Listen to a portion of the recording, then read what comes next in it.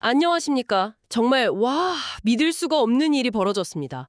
중국의 심장부, 바로 베이징에서 총격전이 벌어졌다는 소식인데요. 그것도 시진핑의 가장 친한 친구이자 군부 최고 실세가 그를 제거하려 했다는 정말 충격적인 이야기입니다. 네, 저도 처음 소식을 접하고 제 눈을 의심했습니다. 그렇죠. 그래서 오늘 저희가 이 엄청난 사건과 관련해서 세 가지 핵심을 한번 집중적으로 파헤쳐보려고 합니다. 첫째, 정말 영화보다 더 영화 같은 이 쿠데타 시도의 전말은 과연 무엇인가? 둘째, 중국의 공식 발표는 부패라고 하는데 왜 갑자기 서방 언론은 미국 CIA 스파이라고 말하는가? 그 숨겨진 의도가 궁금하고요. 네, 그 부분이 아주 중요하죠. 그리고 마지막 셋째, 이번 사태가 시진핑의 절대 권력에 어떤 균열을 가져오고 또 중국의 미래는 어떻게 될 것인가? 이 세 가지를 중심으로 깊이 들어가 보겠습니다. 정말 충격적인 이야기인데 듣기만 해도 소름이 돋네요. 시진핑의 최측근이 쿠데타를 시도했다는 게 이게 정말 사실입니까? 바로 그 점입니다. 가장 드라마틱한 이야기부터 시작해보죠. 그날 밤 베이징 호텔에서 대체 무슨 일이 있었던 겁니까? 네, 이게 캐나다에 있는 한 중국계 인권운동가가 내부정보원한테 직접 받은 제보라고 하는데요. 그 내용을 보면 정말 숨이 막힐 정도입니다. 아, 사건은 2026년 1월 18일 저녁 베이징의 한 호텔에서 계획되었습니다. 바로 시진핑 주석이 그 호텔에 머물 예정이었던 거죠. 네. 이때 중국 군부의 2인자, 그러니까 사실상 군을 총지휘하던 장위샤 장군이 시진핑을 체포하려는 작전을 세웠다는 겁니다. 자신의 가장 친한 친구가 말이죠. 맞습니다. 그런데 정말 드라마처럼 작전 시작 불과 20시간 전에 이 계획이 시진핑에게 유출이 된 거예요. 2시간 전에요. 네, 시진핑은 그 즉시 호텔을 빠져나와서 오히려 역으로 함정을 팠다고 합니다. 역으로요? 그렇습니다. 정보가 센 줄도 모르는 장위슈아의 부대원들이 호텔에 도착했고 거기서 이미 대기하고 있던 시진핑의 경호병력과 총격전이 벌어진 겁니다. 세상에, 베이징 한복판에서 총격전이라니요. 네, 이 과정에서 시진핑 측 경호원 9명 그리고 장위시아 측 병력은 수십 명이 사망했다고 합니다. 참 끔찍한 일이죠. 정말 영화 같은 이야기네요. 자신의 최측근에게 배신당하고 하마터면 목숨을 잃을 뻔했다니 시진핑이 느꼈을 충격이 어마어마했겠습니다. 아, 그럼요. 정보원에 따르면 이 일로 시진핑이 엄청난 공포에 떨었고 그의 어머니와 여동생까지 두려워하면서 안전한 곳으로 피신했다고 할 정도니까요. 그 정도였군요. 네, 그리고 쿠데타 주동자였던 장유씨와 관련자들은 물론이고 그들의 가족까지 작전 실패 직후에 모두 체포 구금되었다고 합니다. 와, 정말 피비린내 나는 숙청이 바로 시작된 거네요. 그런데 말입니다. 중국 정부의 공식 발표는 내용이 전혀 다르다고 들었습니다. 이 끔찍한 사건을 어떻게 설명하고 있나요? 바로 그게 중국 정치의 묘미이자 무서운 점이죠.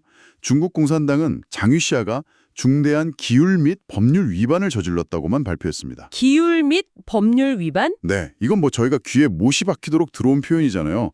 공산당이 쓰는 전형적인 표현인데 쉽게 말해서 시진핑 주석 마음에 안 드는 짓을 했다, 부패했다, 이 정도로 이해하시면 됩니다. 그러니까 쿠데타나 총격전에 대한 언급은 단 한마디도 없는 거군요. 없습니다. 전혀 없어요. 그런데 갑자기 미국 언론에서 그가 CIA 스파이였다, 이런 보도가 나왔습니다. 이건 또 무슨 이야기입니까? 정말 그가 핵무기 기밀을 미국에 넘긴 걸까요? 네, 월스트리트 저널에서 그런 보도가 나오면서 전 세계가 발칵 뒤집혔죠. 그렇죠. 하지만 제 개인적인 생각으로는 이 이야기는 좀 의심스러운 부분이 많습니다. 한번 생각해 보십시오. 중국군 최고위급 장성이 어떻게 이런 엄청난 정보를 서방 언론에 흘리겠습니까? 목숨을 거는 일인데요. 목숨은 물론이고 가문 전체가 몰살당할 수도 있는 일이죠. 그래서 제가 보기에는 이것은 중국 정부가 일부러 허가하고 흘린 일종의 역정보일 가능성이 큽니다. 역정보요? 왜 그런? 왜냐하면 이렇게 그림이 그려지거든요. 중국 내 국민들에게는 부패한 관리라고만 설명을 하고 해외에는 나라를 팔아먹은 배신자라고 소문을 내는 겁니다. 아, 이렇게 해서 국제사회의 시선을 실제 벌어진 쿠데타 시도에서 다른 곳으로 돌리려는 일종의 고도의 선전술일 수 있다는 거죠. 듣고 보니 정말 그럴듯하네요. 내부용과 외부용 메시지를 완전히 다르게 관리하는 거군요. 바로 그겁니다. 그럼 가장 궁금한 점을 여쭤봐야겠습니다. 장이샤는 시진핑과 거의 평생을 함께한 친구 사이 아닙니까? 네, 그런데 대체 왜 이런 극단적인 선택을 했을까요? 이것이 바로 시진핑 체제의 무서운 점을 보여주는 대목입니다.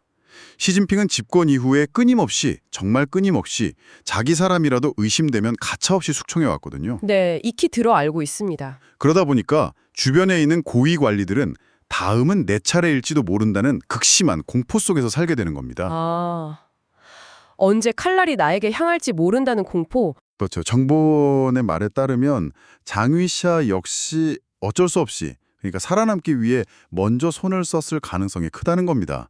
결국 시진핑의 의심이 충신마저 적으로 돌아서게 만든 악순환인 셈이죠. 정말 비극이네요. 그렇다면 이번 일로 중국 내부가 굉장히 불안하겠군요. 지금 분위기는 좀 어떻습니까? 네, 매우 삼엄하다고 합니다. 장위샤의 체포 소식이 발표되자마자 베이징 티어난먼 광장 일대에 경찰과 바리케이드가 쫙 깔리는 등 경계 태세가 시작됐다고 해요. 역시. 아무래도 국민들의 시위나 동요를 걱정하는 것이겠죠. 한 가지 흥미로운 점이 있던데요. 보통 이렇게 숙청된 인물은 공식 사이트에서 즉시 사진과 이름이 삭제되는데 장위샤는 아직 남아있다고요. 아, 네. 아주 중요한 포인트를 짚어주셨습니다.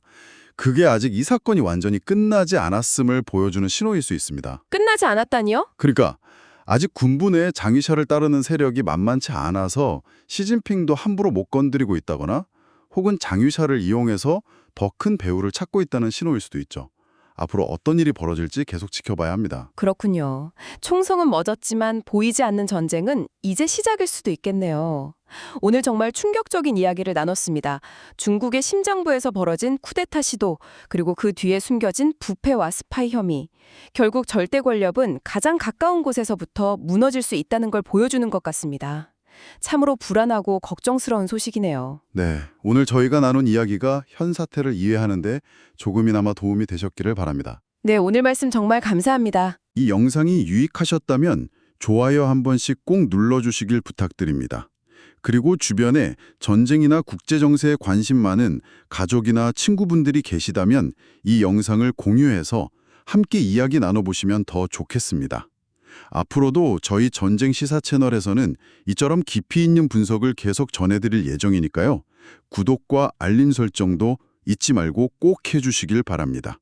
시청해주셔서 진심으로 감사합니다.